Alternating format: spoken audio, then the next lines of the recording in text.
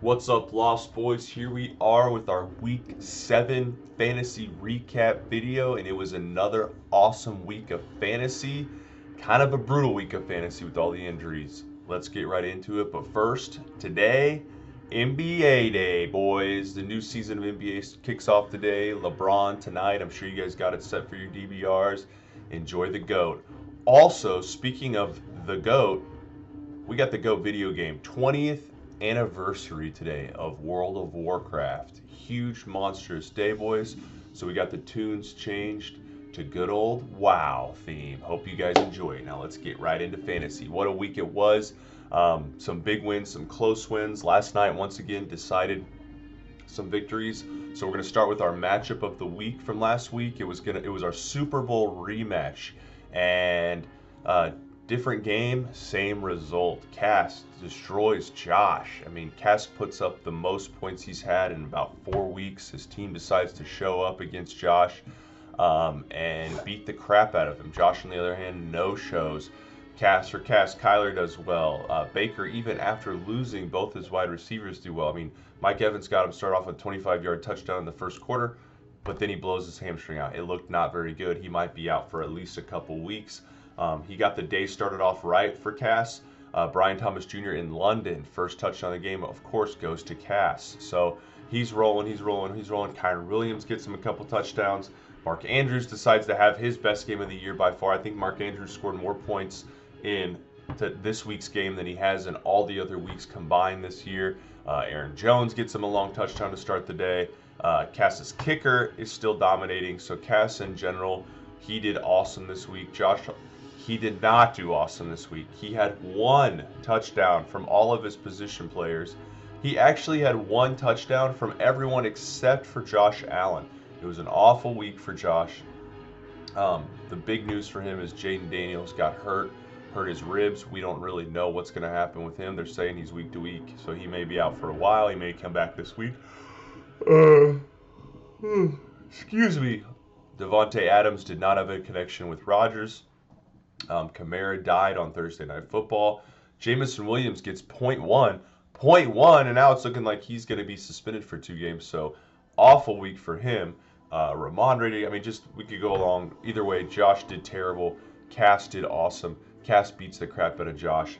He moves to 3-4 now. Josh falls to 4-3. Next game we're going to go to. This was an awesome game that I was looking forward to, even though the records didn't really say it. It was Tim versus Pat, and Tim ends up taking the victory. I kind of feel for Pat. He did put up a good amount of points this week, 143. Lamar did try to will him to victory yesterday. Lamar gets him 34 points, which is insane. But Pat can't overcome the mediocrity of Anthony Richardson. He's been bad all year. He's almost an unstartable quarterback. It's like you still got to start him because his running upside, but he's really bad, and it's costing Pat games. It cost him games earlier in the year. It cost him this one as well. Only 8 points from your starting quarterback. Not going to cut it. Speaking of costing him in the game, Tyson Chandler, .4 for your starting running back. It's just a really bummer for Pat because, number one, he really needed this victory. Number two, he got good performances from his players. I mean, if you get a 34-point performance from anyone, then you're expected to win. He just couldn't do it. Christian Kirk, Tyson Chandler combining for 3.3 along with Anthony Richardson was just too big of a hill to climb. Tim, he did good. I mean, he scored 150 points, 25 points from Mixon. I mentioned that 30-point mark. He got it from Gibbs. So Tim's running back, I mean, he didn't even get that much from A-Chain. Tim's running backs are nasty, and this was Justin Jefferson got him 18. New Orleans D didn't do much. His kicker didn't do much.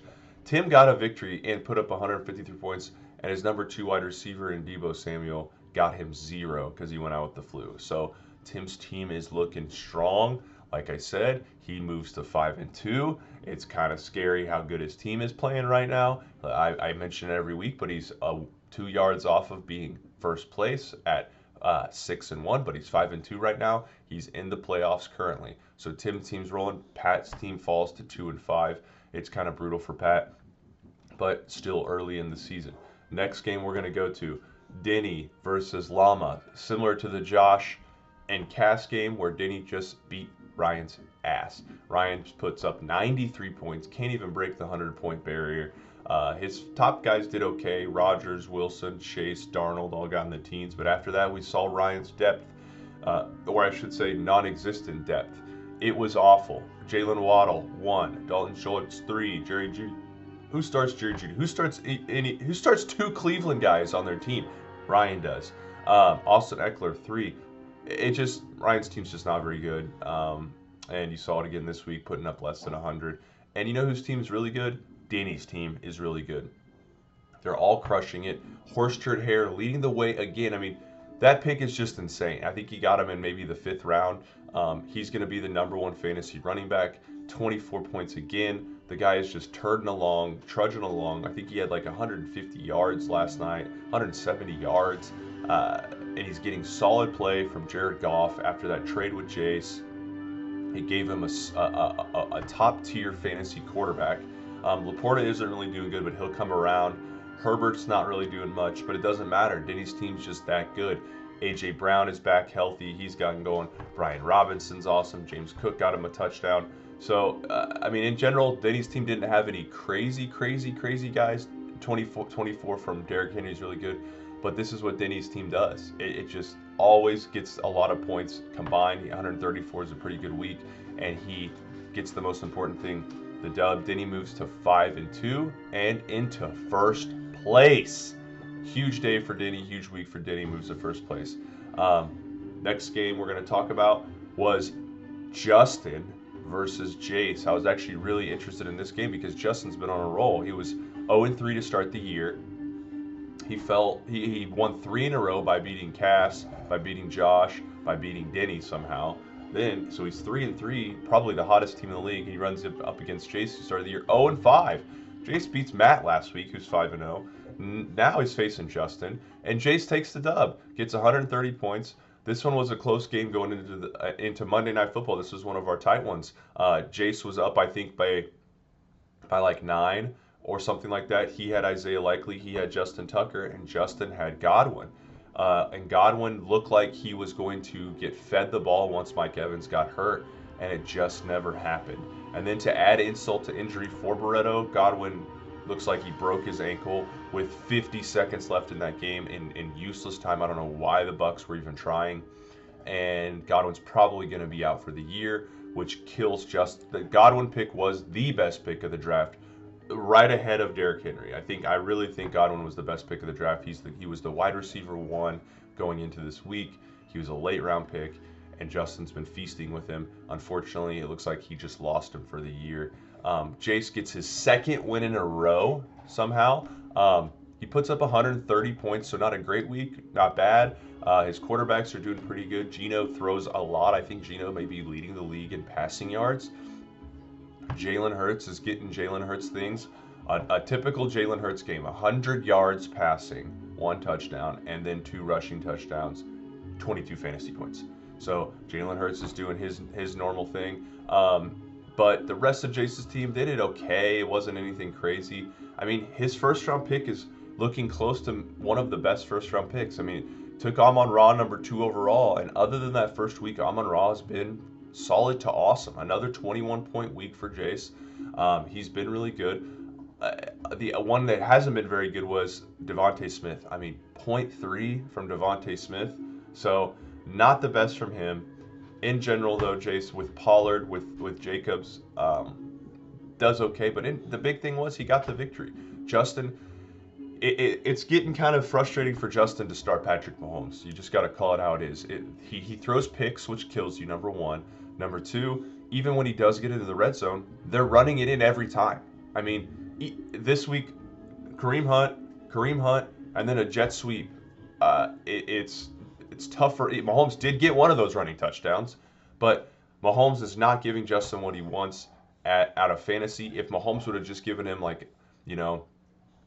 vintage Mahomes game, he would have won. Burrow once again. I mean, 2 weeks ago against Josh, Burrow had 500 or 400 yards and 5 touchdowns. This week he gets him 14 points. That really killed him. His running backs kind of hurt him this week. Mostert didn't do well. And like I mentioned Mahomes before, that goes the same for Kelsey. If they just gave him a decent week, Justin would have won. But instead, they didn't. Justin loses. He falls to 3-4. Jace moves up to 2-5. 2-5 is still the thing. Like I said, it's early in the year. He's tied with Llama. He's tied with Pat. He's only a couple games behind the playoffs right now. Just after that, so it's like I said, still a long season. And last but not least, the other game that we want to talk to was the other nail biter going into Monday Night Football, Cal versus Matt. This was a really close one because Cal had Marvin Harrison Jr. and Cameron Dicker, and Matt had Zay Flowers last night. So, and James Conner. I thought, as Cal said going into the game, he was projected to win, I think, by like 0.1. Now, when I looked at the matchups, I thought Matt was going to win. I mean, you have Zay Flowers, who's been really good and going to be in a high-scoring game, and James Conner, who they were going to be running the ball a lot. Well, Cal's best player was not who you thought it was going to be, was not his number 2 overall pick, his second-round pick in Marvin Harrison. He only got him 3.6. It was his kicker, the Dicker. 21 points. The Chargers lost because they couldn't get into the end zone. They kicked 5 field goals. Cal raked it in with those 5 field goals, on top of Zay Flowers getting hurt in the first 2 minutes of the game. I mean, he got him 19 yards rushing, 11 yards passing in the first drive, but then he got hurt and they never brought him back in. So that destroyed Matt. James Conner did his thing. He got him 16 points. He just needed Zay Flowers to do a little bit more. Speaking of doing a little bit more, where was Tank Dell? 0 points with no Nico Collins. Cost Matt the game. So Matt still put up 141 points, which was good. He starts Russell Wilson, somehow gets him 3 touchdowns. Has an awesome week. Jordan Love did okay. Matt's David Njoku had his best game of the year by far, 10 catches, 80 yards almost, a touchdown. So Matt's team played well enough to win. He just had too many shortcomings. And I mentioned the injuries before. Brandon Ayuk, torn ACL. He's out for the year for Matt, so he's going to have to find someone to replace him. But with the Ayuk injury, the Zay Flowers injury, Tank Dell getting him 0, just was a rough week for Matt. Cal, though, gets a big needed victory. He started 0-3, and he's won 4 in a row. I've liked Cal's team all year. It's showing. Bijan's getting rolling. Kenneth Walker's been awesome this year. It's probably the 2 best running back combo in the league. Mentioned running back combo, Kareem Hunt. We don't know how much longer he's going to be the starter or how long Pacheco's going to be out, but Cal's going to ride him until he is. 21 points again. Kareem Hunt looks great. I mentioned Cameron Dicker. Drake May. I mean, Cal starting Drake May, getting him 20 points. George Pickens is. Matt had good Russell Wilson. A lot of that went to George Pickens. He just throws it up. He throws it up to George Pickens. So Cal gets the victory. His team's looking really good. And this is all talking about Stroud having his worst game of the year. So Cal looks great. We're going to get really quickly right into our Week 8 matchups. We got some big matchups this week. Looking at the matchups this week, I don't really know which one is going to be the best. I'm going to go with Denny versus Cass. I'm going to go with our first place team currently right now and our best team in the league versus our Super Bowl champion from last year. This one's going to be a close one. I think Cass kind of got over the hump last week. His team may be back. It's going to be tricky, though, because Baker's going to lost both of his weapons. I'm pretty sure Mike Evans is not going to play. But Cass is going to get back a wide receiver, his first-round pick. Now, I know Tyreek hasn't been hurt or hasn't been out, but he pretty much might as well have been because he's been dead. So it looks like Tua's going to come back this week. They're playing against Arizona's crappy defense. This could be a coming-out party for Tyreek Hill. Kyron Williams, J.K. Dobbins, they've all been really good. Aaron Jones. So that Rams-Vikings game is big for Cass's running backs. So Cass is looking good. I mentioned that Miami game. He has Kyler. He has Tyreek. So Cass really needs that game and the Rams-Vikings game to be very high scoring. Denny, his team's just good.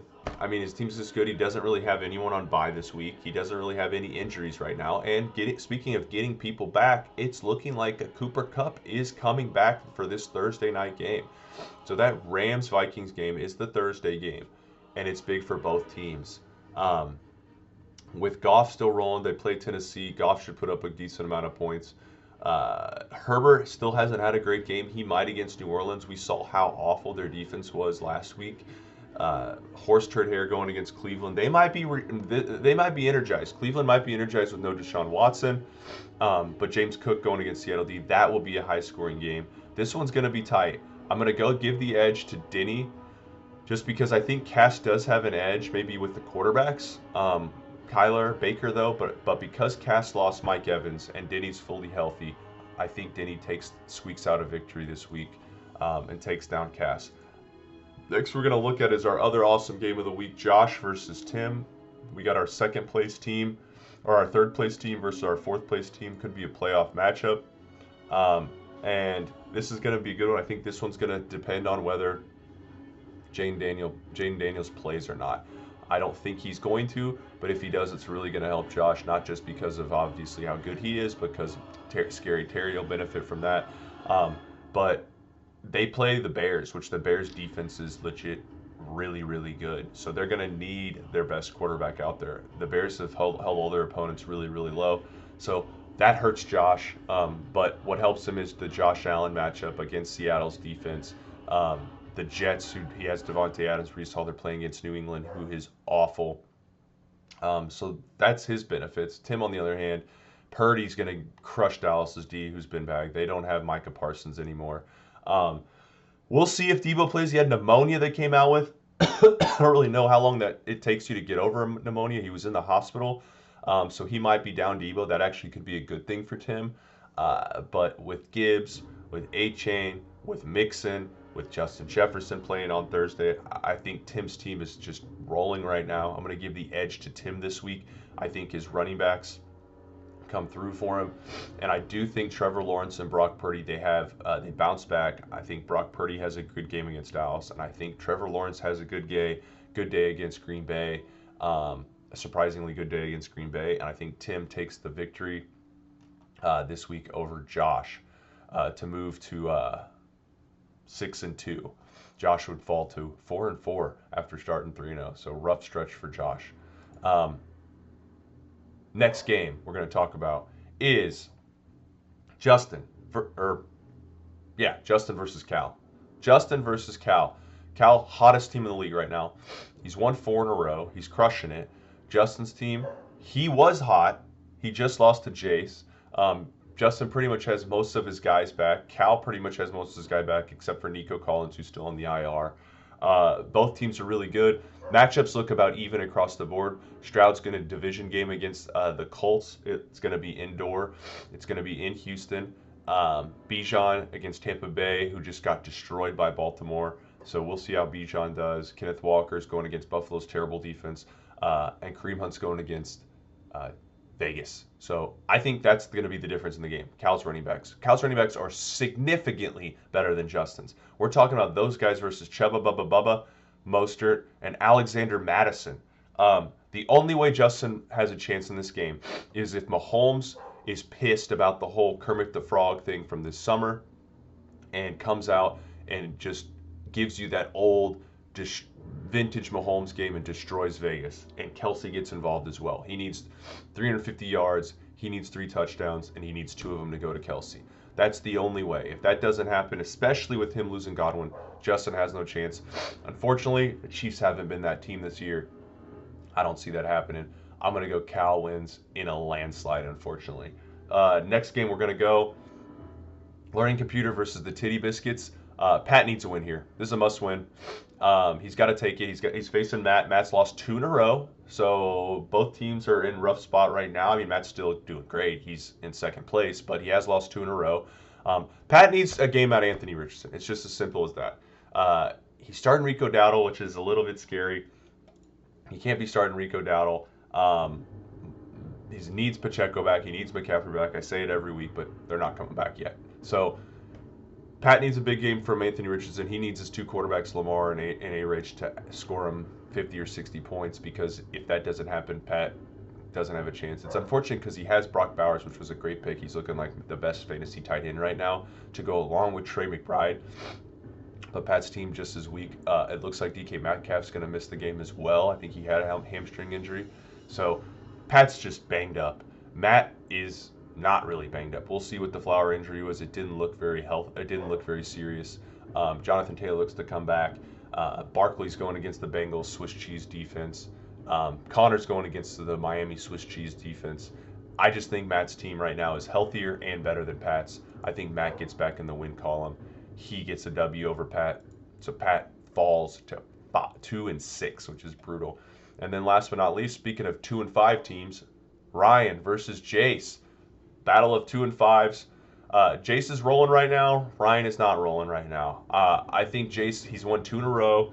He has all of his guys healthy. Amon-Ra's rolling. I already talked about the Swiss cheese Cincinnati defense. Well, they're playing against Philly. That game's going to be insanely high scoring, and Jace has Devontae Smith and Jalen Hurts. Geno Smith, Buffalo, that game's going to be insanely high scoring. So I think Jace benefits from that game. His running backs are looking pretty good as well. And Ryan, on the other hand, has no running backs. I mean, he's Nick Chubb, Chase Brown, that's okay. Austin Eckler, we'll see.